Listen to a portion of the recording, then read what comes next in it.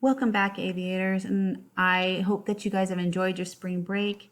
And right now, I've created some videos that I want to make sure that you are ready to get back into the classroom, being that we're going to be now virtual.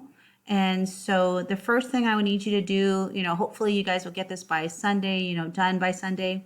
But it's what you need to do in order to get ready for classes. Okay, so the first thing that you need to do is you're going to go onto my website, and whether you pull up the class page, 7th grade or 8th grade, it's all going to be the same. But you're going to read through what the class expectations are, and then I want you to scroll down. It's going to tell you what you're going to be doing, and we're going to start with Google Classroom.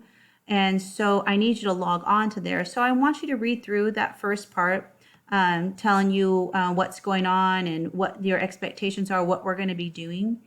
Okay, and so I want you to find your period, and you go down where it says parent teacher student communication. To set up your Google Classroom for my classrooms, you need to have the code. Okay, so you're going to choose a code and you're going to copy and paste it.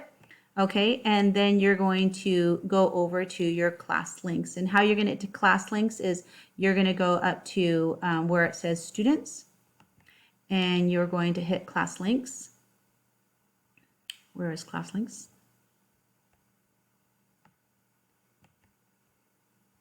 Well, your class links. Anyways, you're going to hit class links under the students directory. Okay, and it's going to pull you up with the apps. And right now I'm going to be using Bella Zong's account. Thank you, Bella. All right, and so she's got Google Classroom already is on there for you. And so the first thing you're going to do is you're going to click it. All right, and it's going to take you to what classes she's already got. But if you don't already have any of these already on there, you're going to hit the plus sign right here, and that plus sign is going to let you add it. So what you copied right there, that's where you're going to paste it, and you're going to join the classroom.